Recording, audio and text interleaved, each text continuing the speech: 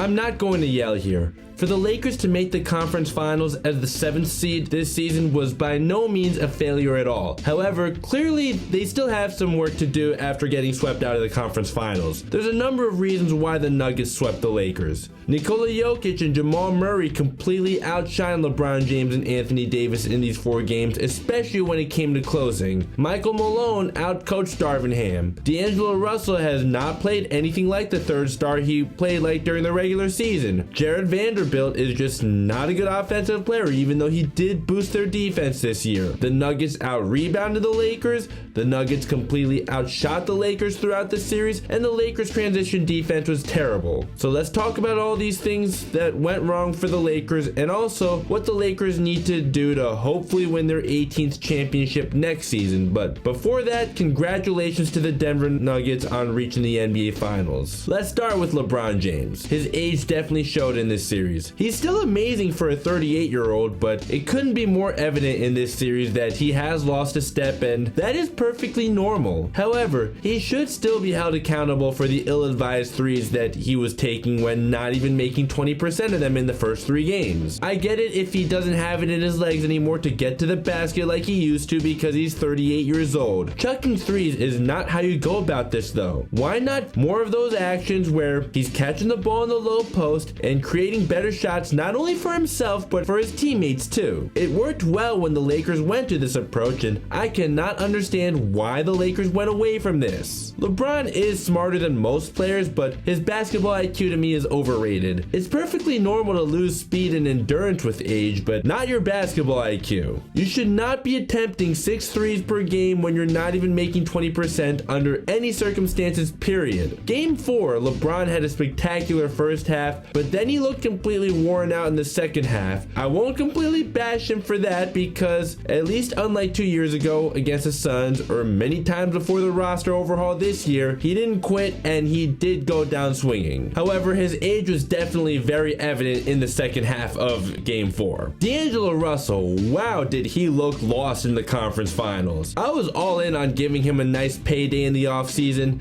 but now I'm having second thoughts on that. I know it's his first conference finals, but he wasn't any good in the playoffs for the Nets or the Timberwolves either, so the judge and jury's out to me that he's not reliable when the lights get bright. I am actually trusting Austin Reaves to be the 3rd best player on the Lakers now, more than I trust D'Lo. Austin Reaves averaged 17 points per game in his very first playoff run and over 20 in the conference finals as a 24-year-old second-year undrafted player, so what's the excuse for D'Angelo Russell? Austin Reaves absolutely deserves to get paid this offseason, but D'Angelo Russell can walk if he asks for a big payday. Austin Reaves and Rui Hachimura are the only 2 guys who really fully pleased me in this series. Other than in Game 4, Rui Hachimura has done a great job on both ends of the floor. I hope next season he sees more minutes. Not only does he contribute positively on both ends of the floor, he can also allow LeBron to play less minutes as LeBron will be 39 next season. Anthony Davis had quite a comeback season after being underwhelming the last 2 seasons. However, he was anemic for 2 out of 4 games on offense. Games 1 and 3, he played really well, but in the elimination game, he let LeBron down by not showing enough grit. That said though, I still want things to run through Anthony Davis more. LeBron is too old to carry the load now. Anthony Davis may be injury prone, but just from being 8 years younger, he still has more left in the tank and is more capable of impacting the game on both ends of the floor. Even when not playing well offensively, I think AD still did the best he possibly can on the defensive end. I think this offseason, the Lakers need to get a backup big man. That might be hard to find, but not having Dwight Howard to guard Nikola Jokic like they did 3 years ago definitely did make a difference. Another wing that can defend and knock down the 3 would help too, and that would make Jared Vanderbilt very replaceable. Even as great as Jared Vanderbilt's defense is and how much he hustles, his offense just isn't good enough for him to be a starter on a championship team. Troy Brown can go too because the Lakers just don't need him. Now on to Darvin Ham, who I think is a good coach. He made a few questionable decisions with his rotations, and I think he needs to make his adjustments faster. He's making the right adjustments, like in Game 1 having Rui Hachimura guard Nikola Jokic with Anthony Davis as a help defender, starting Rui in Game 4 while benching D'Lo and using Tristan Thompson to guard Nikola Jokic. He just needed to make those adjustments faster. At least he's making any adjustments at all though, unlike some veteran veteran head coaches. However, for a first-year head coach to walk into a disastrous situation and take a 7th seed to the conference finals, I think he did a great job and believe he'll only get better with experience. Again, congratulations to the Denver Nuggets for reaching the NBA Finals for the first time in franchise history. Ironic that happened the same day Carmelo Anthony announced his retirement. I apologize for underestimating them, especially on the defensive end. I always knew KCP is a good defender from the days he was on our side, and I always knew Aaron Gordon's a good defender. I definitely underestimated Michael Porter Jr.'s defense. Nikola Jokic and Jamal Murray may not be known for their defense, but they were good enough in this series. I thought the Lakers would have the advantage on defense, and I was wrong, and here's my L for that.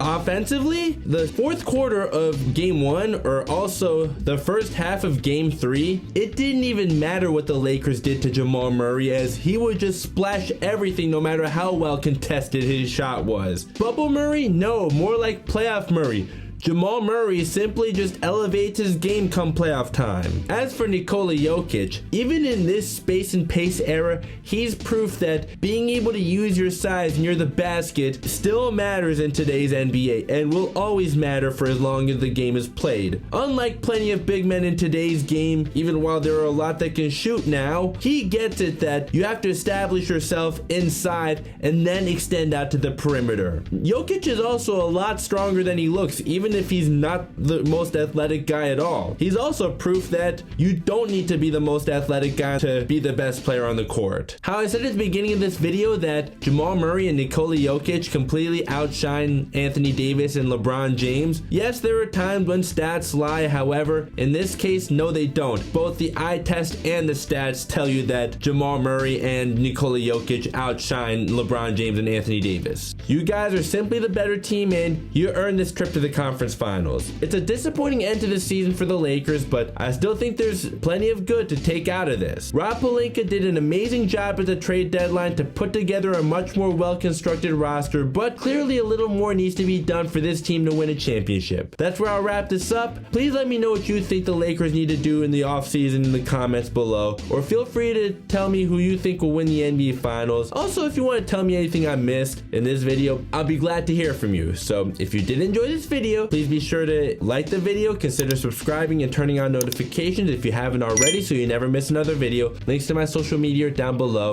If you want to click either of these videos up above, my most recent upload and the video that YouTube recommends, I'm sure you'll enjoy one or the other. If you click through one of those, I'd really appreciate it. Thank you so much for watching. Talk to you next time. Peace.